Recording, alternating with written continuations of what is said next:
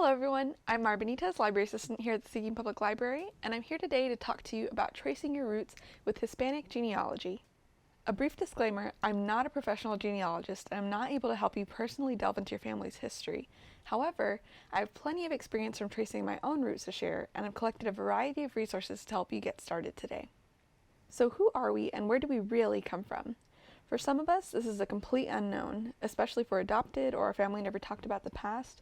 Other of us do know and are not proud, whether there's some shady family history or things that have been hidden for generations, while others like myself will say, I'm a Mexican American, so what?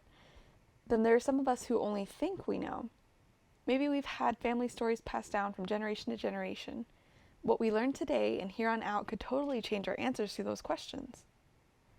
What I can say is that knowing where you come from and seeing the bigger picture of your family history can help you develop a sense of pride and appreciation for what your ancestors came through to get you to where you are today. This slide shows some old pictures of family and records that I've found during my search. So where do we start? We start with what we know. Click the link in the comments for a handout that has open spaces for the first few generations of your family history. I encourage you to fill this out as you can, either today while you're listening to this or after this presentation. You'll be surprised to see how much you already know and how far this can take you. Next, ask your family for stories. All throughout this presentation, you'll find example after example where a family member's memories helped kickstart my search. Sit with your abuela and tios and tias and just talk. You never know what you'll learn. Next, get your family together and dig through old pictures and papers together. This might spark memories for your family members and might lead to you hearing names of family that you wouldn't know otherwise and you'll find along your search. Now, you're going to want to brush up on your geography. If you're certain you come from a specific place, do a quick Google search to see how the country, its states, cities, and townships are divided. You want to constantly be going back to your maps as soon as you find more information on where your ancestors lived. If you don't know where you come from, you will soon. Just remember to always go back to the map to resituate yourself when you find new details. And what do you do if you don't speak Spanish? There are a few resources available to you. Brigham Young University has a great resource for helping transcribe written records and reading abbreviations and frequently used words. It also has some sample documents that will help with understanding common wording. If you use Google Chrome as your internet browser, most web pages are translatable. This doesn't work for handwritten records and PDF documents, but it's helpful when looking at genealogy resources that are written in Spanish. For example, Family Search has a Spanish edition of their wiki pages. This page often has more information than the English versions. Google Translate is helpful if you're not sure of the meaning of a word, but I wouldn't trust it for translating a whole passage of a record, just to prevent any error confusing your search. There are also some older Spanish words on some records that Google Translate does not understand, but that you can often find through a Google search. Also, we're lucky enough to live in a very Hispanic-heavy area of the country. Odds are you have a friend who can speak, read, or write in Spanish that can help you if you get stuck. Finally, you have us, your local library. We can't do your research for you, but we're willing to help you briefly if you get stuck. Speaking of resources, it's good to know what you have available to you. As a member of the library, you have free access to Ancestry Library Edition throughout the library building. It can be found at the bottom of our library homepage at library.seguintexas.gov. It gives you access to everything you would get with a basic Ancestry subscription. This does not include the worldwide records available through Ancestry Explorer. You can use our computers or bring your own, you just have to be on our Wi-Fi to use it. This is one of the most popular genealogy research sites since it's very user-friendly. You just type in a name and some basic information to get started. The next most popular is a free resource called Family Search. This site holds worldwide records and resources for home genealogists. You can even find some here that aren't available through the library edition of Ancestry. You will also notice that Ancestry.com actually draws most of its digitized collections through Family Search. The only drawback is that Family Search isn't as easy to search as Ancestry, and not all documents are indexed by Family Search. Then there's the World Wide Web. There are so many resources available across the internet that delve into specific areas of genealogy, whether it's Spanish naming conventions or lists of Spanish explorers who landed in your specific country. As always, you want to take anything you find online with a grain of salt, unless you can find an original source to back it up. Now that we know what we have access to, let's dive into some particulars about Hispanic genealogy. A common difficulty that arises in Hispanic genealogy research is naming conventions. Once you understand that this issue is there, It'll help eliminate some confusion further down the road when looking at records. Many times, you'll find that family members you knew by one first name had a completely different name entirely. This can be due to two reasons. One, maybe they went by nickname. My uncles Nito, Goyo, and Chuy were actually Arnoldo, Aurelio, and Jesus. Two, maybe they went by a common name instead of their proper baptized name. Due to the strong ties with the Catholic Church, many Mexican and Hispanic babies were given a proper name upon baptism or birth. It's common to find many names beginning with Maria, Jose, and Jesus. Therefore, in many records you'll even find the abbreviation MA before most female names in Hispanic records. My grandmother's grandmother, Maria Concepcion Zapata, went by Concepcion her whole life, but some of her family records list her as MA or Maria Concepcion Zapata, or fully written out, Maria Concepcion Zapata. This will often lead to some confusion to new genealogists who find records under both names. For example, one of my ancestors was Jose Lugardo Benito. I kept finding records with Jose Benito and Lugardo Benito and thought they were brothers until I found his marriage record with his full name listed as Jose Lugardo Benito. A quick note, you might be wondering, but wouldn't their birth date give it away? Unfortunately, many times a given or reported age on later records might have been off by a few years. I've even seen family members with given birth dates as far off as 10 years from their actual birth date. These things just weren't as important to them as they are to us today, and often the line between ages can just get blurred. Things get even more complicated when you begin looking at surnames. Surname conventions have changed over the years and continue to change, but I've noticed somewhat of a pattern that you might see reflected in yours as well. The current naming convention for most Hispanics my age tends to be the paternal surname. This means that we take our father's last name. Therefore, I'm Mara Benitez after my dad, George Benitez. I know him as George Benitez because that is the current Hispanic naming convention, although he does still have some records with his dual surname. The previous two generations tended to follow this dual surname convention, or family names. This is where a person holds the name of both sides of the family, maternal and paternal. So my father was named Jorge Arturo Benitez Ledesma, after his father Jose Aurelio Benitez Solano, and his mother Maria Ledesma Tobias. You can see where I've marked out the maternal and paternal lines on these slides in the different colors. The pattern is always paternal name first, maternal name second. This can get confusing when names change as people change citizenship. Following American naming conventions, where there's a first and last name, my father has sometimes been marked down incorrectly as Jorge Ledesma instead of Jorge Benitez, or Jorge Benitez Ledesma. The generation before that, my great-grandparents, followed the paternal naming convention like we do today. All of their records only list a paternal surname. The generation before that one confuses things even further by often including married names. So my double great-grandmother, Gregoria, took her paternal name, Martinez, and followed it with her married name, which I've marked in purple, de Ledesma. Some later records might include or lose the de, marking her as Gregoria Martinez Ledesma. If you're not familiar with the naming conventions, you might mistake Martinez as her paternal name and Ledesma as her maternal name, when neither is right. Adding even more confusion, surnames change over time for many reasons. Patronymic naming and immigrant name changes being the most prominent causes. My great-grandfather carried the last name Benito, but his son's name became Aurelio Benitez. This "es" ending denotes the word of, so he's Aurelio, son of Benito. On the side of this slide, there are some more examples of patronymic names, as well as some exceptions to this rule. With immigrant name changes, as noted before, the order of names can sometimes cause an unwanted change. Also, the person writing the name might misspell it. Your ancestor may have been illiterate or never have gotten to proofread the record after its creation. I have an excellent example of this on my mother's side. My great-grandfather, Pedro Lozano, had multiple records under Lozano and Lázaro before I finally found his birth record and ancestral line as Lázaro. These changes happened after many border crossings in his lifetime on the border between Mercedes, Texas and Matamoros, Mexico. There are also many other naming customs that may have led to name changes over the years.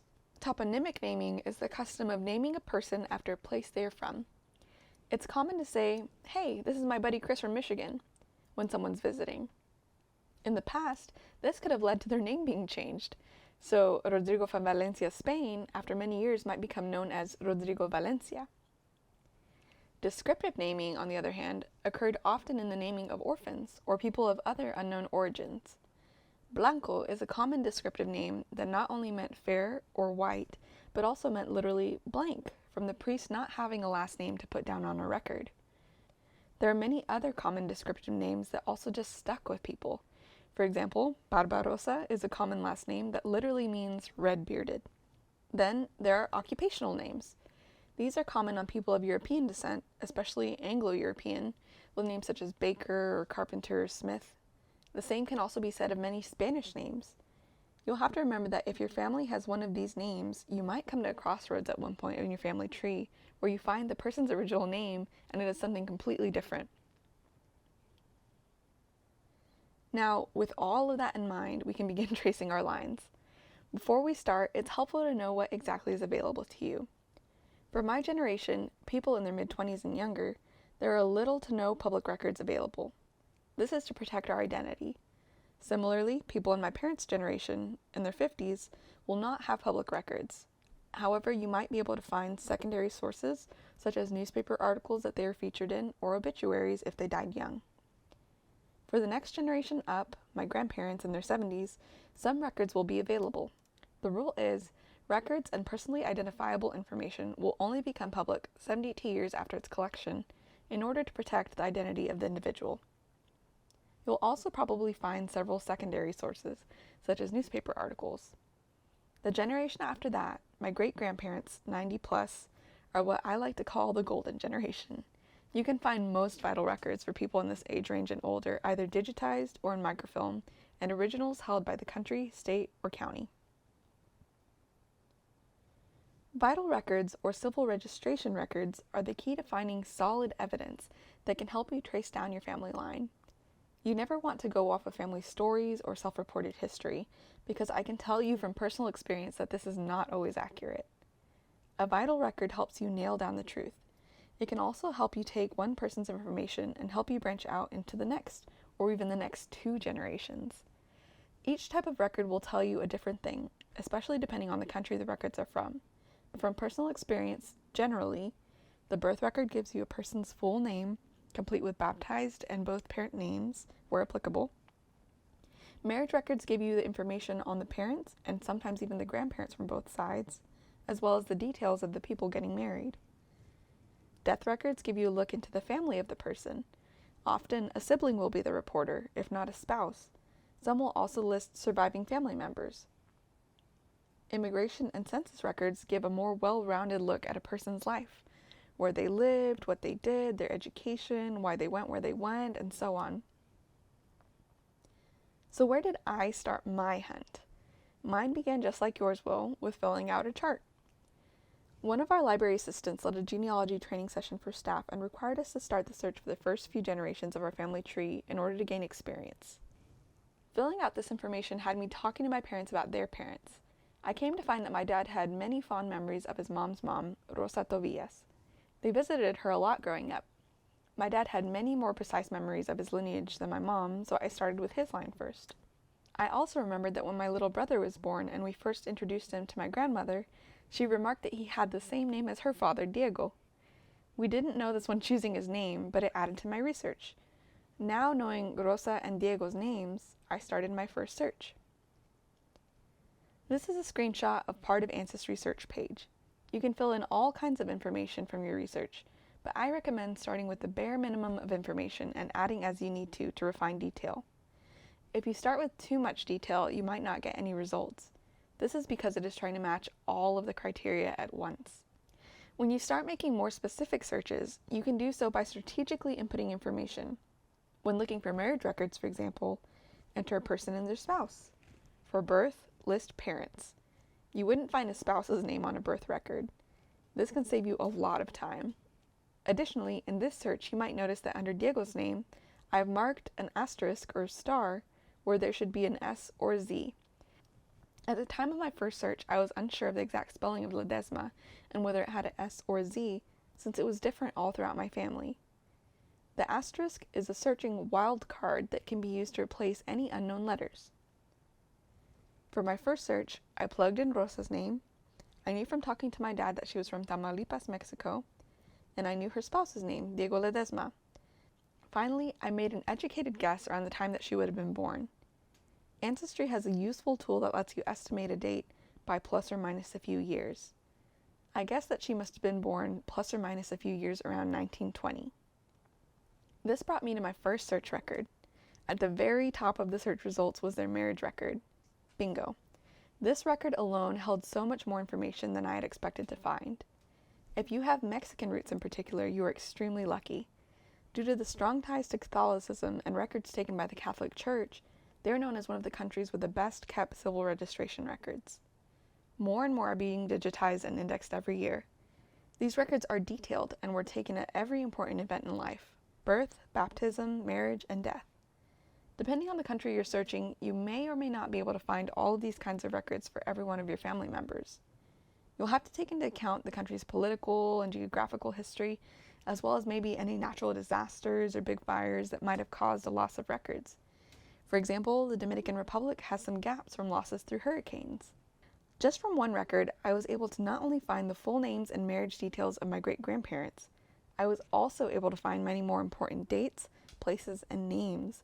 It even lists approximate ages of the individuals, therefore providing approximate birth years. All of this information can now be used to fuel even more searches. My full process for going through records is a bit tedious, but extremely helpful in the long run. If you're not a Spanish reader, this can be particularly helpful. Some records have extremely messy penmanship and are hard to read. Taking this extra step just helps a little bit. Pull up a Word document and begin slowly transcribing to the best of your ability. Tools like BYU's Spanish script tutorial and some good old-fashioned Google searching are extremely helpful here. I'll usually fill my gaps with question marks to come back to if I'm unsure of a word. With some practice, this will become easy to do, as many records have the same or similar wording. Once you get past your first record, it gets a whole lot easier. Then, I go back and highlight every name and important detail. This way, it becomes easier for me to read in the future if I'm comparing it with other records. It's also helpful for sharing with family members who might be curious but have difficulty reading the original documents. Always remember to note where you got the original and keep a copy of the original with it if you can. Marriage records are just the beginning. There's a wealth of knowledge to be found on other types of civil registration and vital records. As I said before, birth records are a good source for the true, full, and proper names of your ancestors. Here, you can see the example of my great-grandfather Pedro Lozano's birth record, where he's listed as Pedro Lázaro, born to Eleuterio Lázaro and Marcos Martinez. You always want to be extremely careful to background check any records with different names, or you might start running down someone else's tree line instead of your own.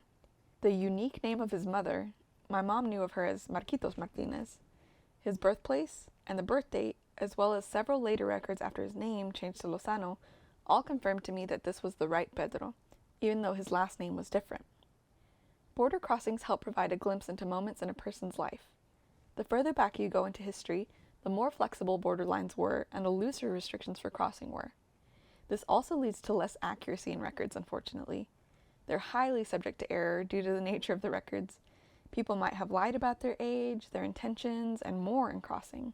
However, a wonderful thing about border crossings is that some even provide pictures and extended information provided in passenger manifests. This record for my great-grandfather Pedro provides the names of his siblings and his wife, my abuelita Elvira de la Fuente, as well as details about his occupation, where he left from, and where he's going. These are just a few of the things that I learned from this record, and there was so much more that I was unable to read. One thing I have learned about border records is to never stop when you find your own. Always look at the few slides before and after. The way that they were originally organized was very haphazard, with similar names and previous crossings all mixed in together. You may find more records for the same person or others within the same family all stacked together. They're arranged alphabetically, so if you know other family members that live there around the same time, it's likely that they crossed there at some point as well. It's always worth a look. Here is a record for Pedro's brother Felipe, who crossed with him on the same day. It contains further information that wasn't held on Pedro's. Census records are another item that provides a broader view of a person's life and their tribe, their group of family, friends, and neighbors. However, for Hispanic countries, censuses weren't as carefully kept and recorded as in the US. There are many gaps, and not many were taken. The most popular Mexican census is the 1930 census. If you're looking for Hispanic family in the US before 1940, you're in luck. These are all available on Ancestry Library Edition. A tricky thing about census records is that they're only as accurate as the person who reported them. The census taker could have taken your family's record down from information taken by a neighbor or whoever happened to answer the door. Always take these records with a grain of salt, especially where ages and full names are involved. Death records, while tragic, can also often provide a beautiful glimpse into where a person's life ended and all that they went through. Who was still alive and taking care of them and reported their death? What their occupation in life was, where they lived. You can find what they died from, whether by natural or unnatural causes. It'll also provide the names of parents and where they come from. As always, be careful when taking dates too seriously. After so much time passes in a person's lifetime, a birth date or year might be misremembered or recorded inaccurately. This can also make finding these records difficult. I'll leave you with one final hint before you get to work on tracing your own tree. Ancestry and Family Search have a really funny relationship. Family Search digitizes many documents and lends them to Ancestry with certain rights agreements. Ancestry has made them indexed and searchable. However, due to the copyrights and allowances from the people who provided the original records, some Ancestry records might not have images, and some Family Search records might not be indexed. This is why it's so important to use them in conjunction with one another. Some Ancestry files may give you the index with a no image message. What you want from these is the FHL film number at the bottom of the page. Using this FHL film number, you can then go to Family Search, search for a family member's name and the FHL roll, and find the original document. Since many are unindexed, you may have to manually scroll through each record to find your specific one. Luckily, you have the dates from Ancestry to help guide you to the right one. And that's all that I have for you today. Thanks for tuning in. Be sure to check out our website at library.seguintexas.gov for all of our other genealogy and educational events and programs. Thank you. Bye-bye.